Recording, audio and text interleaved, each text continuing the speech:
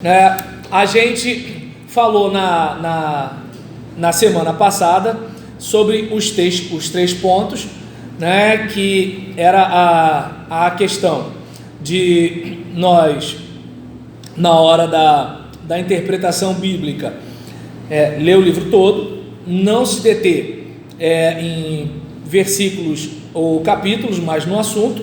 A gente devia definir o gênero literário e a gente deveria também ter o máximo possível do contexto do livro.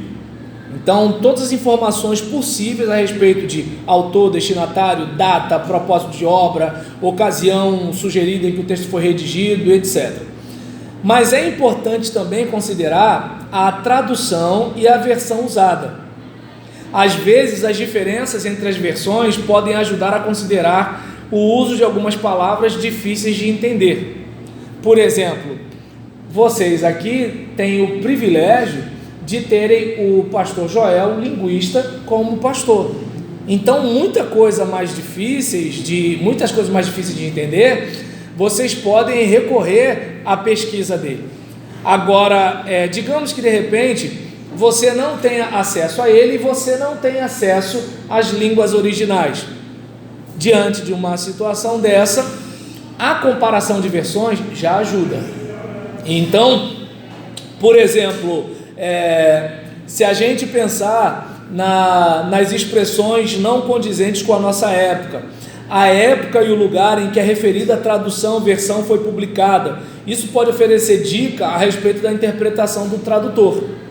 Então, digamos, Jesus não veio de moto própria. Dificilmente alguém vai ter uma tradução dessa.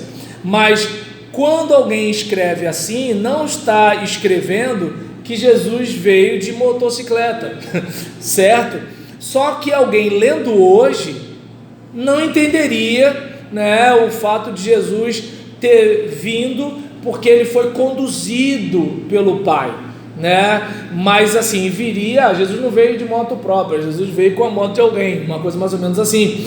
Ou então, em relação, né, a algumas questões, aquele que é nascido de Deus, ele não peca. Então, a questão de você, peraí, vamos ver mais versões, porque você vai perceber que aquele que é nascido de Deus, ele peca. Tanto que a própria... Exatamente. Daí a importância das versões. Você vai perceber que assim, tem momentos aqui que uma versão, ela, se divorcia da outra. Então eu vou dar um pouco mais de atenção a esse trecho. A comparação de versões, ela dá uma dica incrível, né? E aí, o próprio contexto do texto já deixa a gente assim, aquele que diz que não tem pecado, faz de Deus mentiroso e a palavra da verdade não vai estar nele. Mas ali no mesmo livro está dizendo que aquele que é de Deus não peca. Como é que é isso, né? E aí, a importância de você fazer essa comparação e olhar qual é a época da versão, qual é a época da tradução. Então, por exemplo, eu gosto da NVI. Tem gente que não gosta da NVI, mas a gente tem a Almeida do século 21. Então, a gente, por exemplo, tem versões mais recentes que, de certa forma, elas podem nos ajudar, mas a gente pode comparar, né, por exemplo, tem equivalência dinâmica e equivalência formal. A equivalência dinâmica de uma tradução, ela vai estar relacionada àquilo que o texto quer dizer. A equivalência formal, ela vai botar na mesma sequência das palavras. Por exemplo, a gente tem em Gênesis 1, né, Bereshit, Bará, Elohim.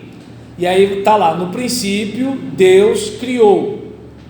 Na revista corrigida vai estar no princípio, né? Não, no princípio criou Deus. A gente não fala desse jeito. Então, na nova versão internacional vai estar, no princípio Deus criou. E aí depois vem os céus e a terra, parará, parará, parará. Então, na equivalência formal, você traduz do mesmo jeito que está lá no original, na mesma ordem das palavras. Na equivalência dinâmica, você vai comunicar de acordo com aquilo que está sendo dito daquele jeito lá antigamente, certo? E aí, fechando aqui esse bloco desse parágrafo, né, considerar a tradução e a versão usada. Isso é importante. Vou para o próximo parágrafo, gente. E aí vamos fazer um negócio. Se alguém tiver alguma coisa, fala no final do terceiro parágrafo, certo? Que aí fica quem quiser e quem não quiser, né? Vamos embora.